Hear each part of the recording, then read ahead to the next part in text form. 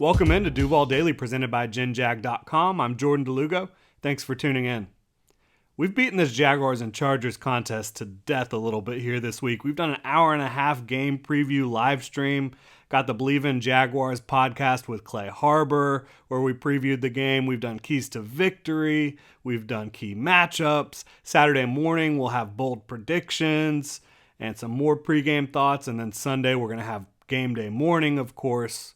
So we're going to take a little break from Jaguars Chargers right now. We're just going to look at the Jaguars. What are their strengths and maybe some of the weaknesses that they have put on tape through the first 2 weeks of the 2022 NFL season as they stand at 1-1. You can hit me up on Twitter at Jordan DeLugo, follow Generation Jaguar at Generation Jag. Hit that like and subscribe button if you're on YouTube.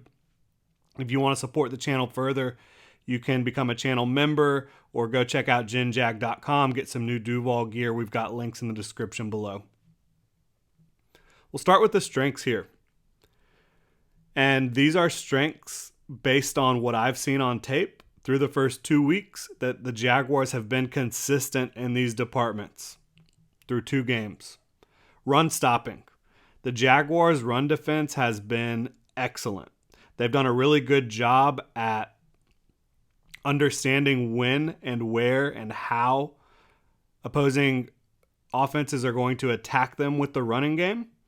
And they've been stifling. Against the Commanders, it was their goal. Arden Key talked about it. They wanted to hold the Commanders under 60 yards rushing. They didn't quite do that, but they did do a really good job against the run, against Antonio Gibson, J.D. McKissick and company, even Curtis Samuel. And really, when you look at the final numbers, those were skewed a little bit by a final drive for the Commanders where they were breaking tendencies by running the football a little bit. If you take out that final drive, I think the Jaguars were allowing under 3 yards a carry in week 1. And then even more impressive was their performance against Jonathan Taylor and the Colts. Stifling run defense. Jonathan Taylor had one 21-yard run late in the game. Outside of that, I think he had 8 carries for about 30 yards. The Colts only ran the ball 13 times. The Jaguars eliminated the threat of the run by not only scoring points on offense, but by putting the Colts in a blender by forcing them into these 3rd and longs, by stopping the run early, by selling out to stop Jonathan Taylor. They did not respect the Colts receivers in week 2. They did not respect their passing game. They can say they did. Their actions on the field with their play calling, loading up the box, loading up to stop Jonathan Taylor, said differently. So their run defense has been a strength. When you talk about what the Jaguars did this offseason, it should come as no surprise that this is a strength. You brought in Foley Fatukasi, who is a very, very strong man in the middle, is a really good run defender. You invested in making sure you can take another step with Devon Hamilton by getting rid of Malcolm Brown, by getting rid of a lot of the other bigs on this roster. You put it all on Devon Hamilton, and he's showing out as your big nose tackle type of guy in the middle there, and making plays in the backfield, making plays at the line of scrimmage.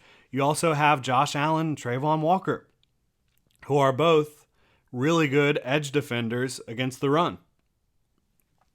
You've also got linebackers that can run and hit and that play smart football. You brought in Foye Oluokun for $15 million per year. You brought in Devin Lloyd in the first round.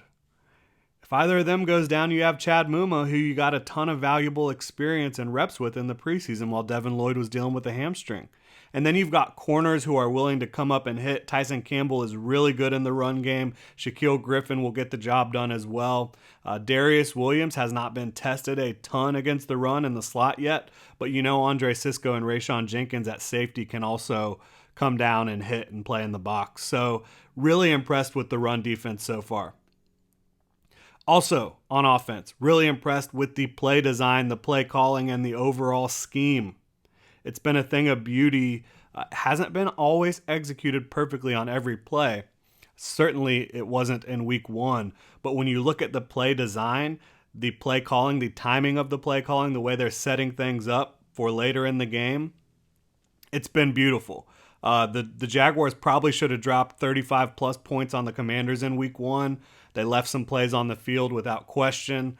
And then in week 2, if they had needed to, I think they could have scored as many points as they wanted to against that Colts defense. They scored 24, but when you jump out to a huge 17-0 halftime lead, you're just coasting as the defense continued to dominate. You're not really trying to put points up on the board. You're trying to run the clock, establish the run, and get out of there with a big victory, which is what they did, 24-0. I think quarterback play has been really strong. Yes, Trevor had a couple misses in week 1, but when you look at his overall body of work through the first 2 weeks, he has been one of the most efficient quarterbacks in the league. He's coming off a performance in which he completed 83% of his passes. Had it not been for 2 drops, he would have been 27 of 30 on the day. A masterful performance against a talented Colts defense. Even if Shaquille Leonard's not there, there's still talent on that side of the ball for the Colts. Yeah, we know Gus Bradley's scheme, a little archaic still. That was an impressive performance from Trevor Lawrence. He looks like he's in command. He looks confident. He looks comfortable. He's seeing the field well. And so Trevor Lawrence in his second year in the league, his first year in this Doug Peterson offense, it looks like the offense is designed to accentuate what Trevor Lawrence does well and designed to not ask Trevor to do things that he does not do well. So I think offensive play design, play calling, and the overall scheme, plus the quarterback play, has been a major strength for the Jaguars through 2 weeks. Then you talk about buy-in.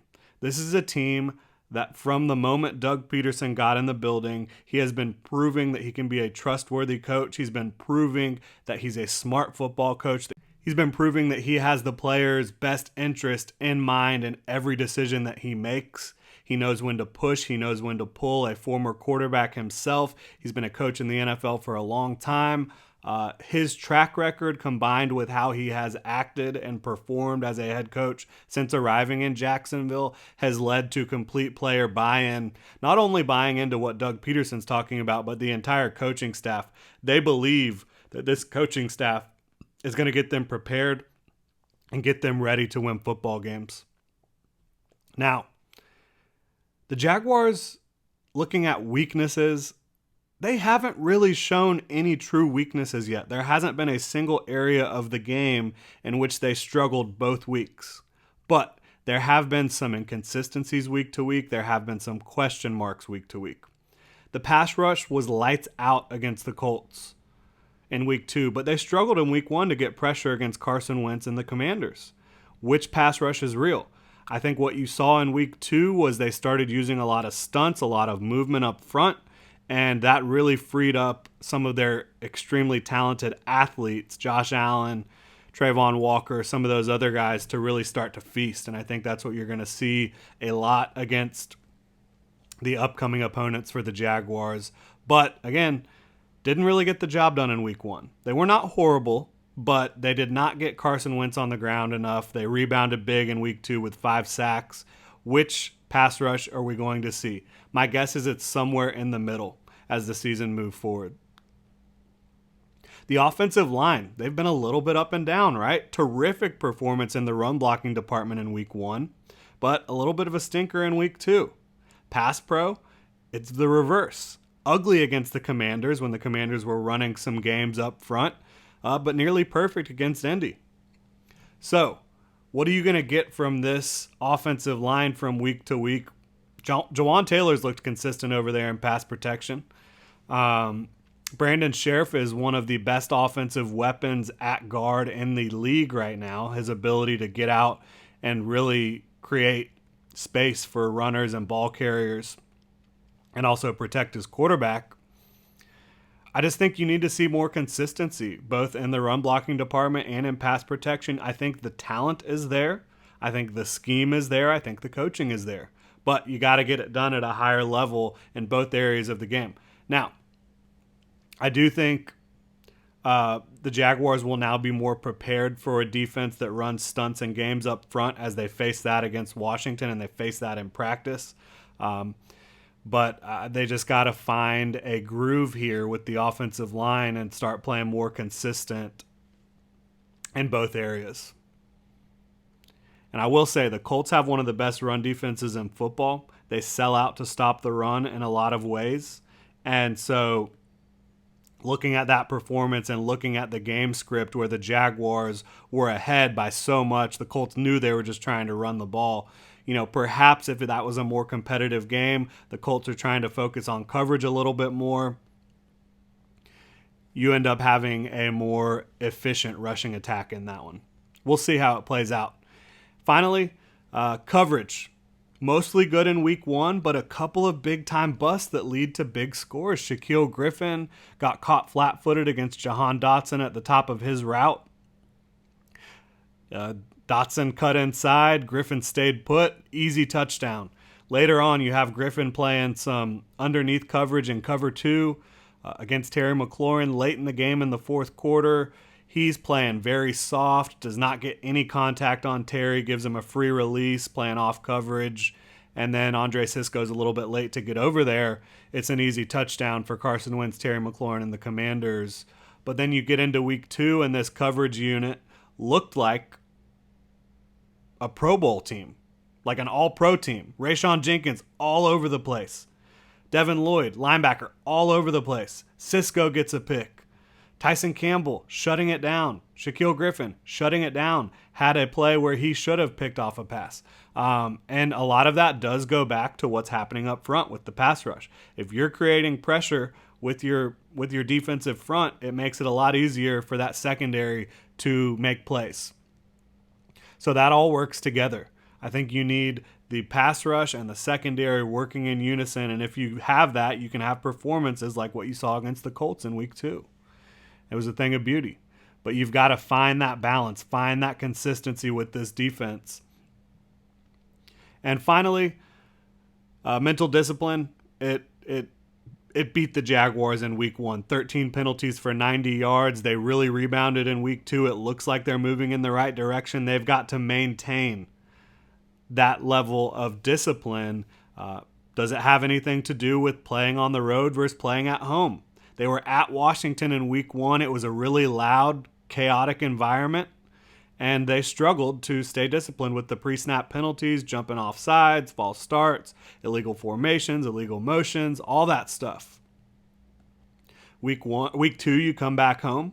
You play against the Colts in front of your home crowd, and suddenly you're a much more disciplined team.